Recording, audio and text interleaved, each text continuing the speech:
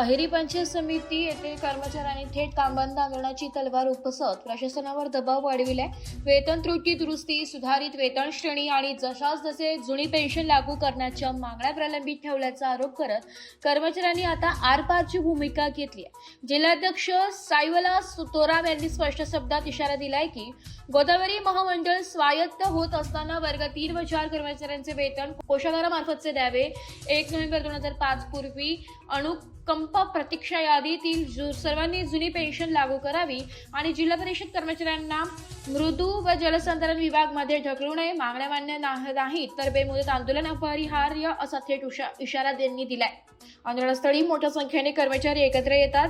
पंचायत समितीचे दैनंदिन कामकाज विस्कळीत होण्याची चिन्हे दिसू लागली आहे। नागरिकांच्या सेवांवर परिणाम होऊ लागल्यास त्याची जबाबदारी प्रशासनावरच राहील असा संतप्त सूर कर्मचाऱ्यांकडून उमटत आहे। प्रशासनाने तातडीने तोडगा काढला तरी संघर्ष अधिक तीव्र करण्याची तयारी सुरू असल्याचे संकेत देण्यात आलाय। असहकार कामबंद आंदोलन आहे। त्याच्यानंतर हे जे मागण्याच्या बाबतीत जर शासनाने जर दखल नाही घेतली तर 23 फरवरीपासून बेमुदत कामबंद आंदोलन पुकारलेलं आहे। आणि प्रमुख मागण्या आहेत आमचे 1 ते 4 की 1986 पासून जो 4था वेतन आयोग लावलेला आहे तिथून आमचे लिपिवर्गीय कर्मचाऱ्यांचे जे वेतन लावलेले आहे त्याचं वेतन त्रुटी दुरुस्ती करणे। त्याच्यानंतर पदनामात जे बाकी इतर संवर्गाचे सगळे पदनाम बदल झालेले आहेत, परंतु आमच्या लिपिकवर्गीय जे आहेत वरिष्ठ सहाय्यक आणि कनिष्ठ सहाय्यक यांचे पदनामात बदल झालेले नाही आहेत। आणि त्याच्यानंतर जे पदोन्नती स्तर जे आहेत त्याच्यात कमी करणे तसं महत्त्वाचं आहे। त्यानंतर जे जुनी पेन्शन हे सर्व संवर्गाच्या बाबतीत आहे, तर हे जुनी पेन्शनसुद्धा जसेच तसे लागू करणे आवश्यक आहे। आणि 1 नोव्हेंबर 2005 पूर्वी जे अनुकंपधारक होते, प्रतीक्षा यादीमध्ये ज्यांचं नाव होता, तर त्यांना त्याच्यानंतर सेवेत घेतले आहेत आणि परंतु ते अंशदायी निवृत्ती वेतनामध्ये घेतले आहेत, तर त्यांना की जुनी पेन्शन लागू करणे आवश्यक आहे।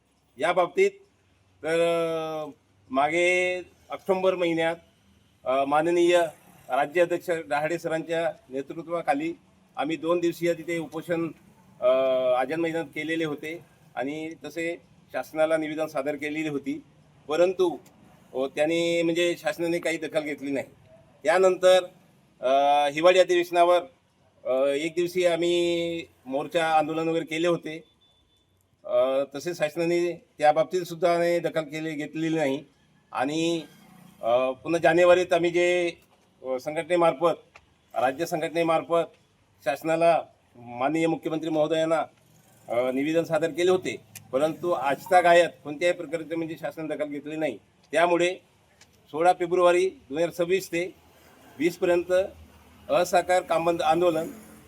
त्यानंतर जर या 4 दिवसाच्या कालावधीमध्ये जर शासनाने दखल नाही घेतली तर 23 फरवरी 2026 पासून पूर्णपणे कामबंद आंदोलन आम्ही पुकारलेलं आहे।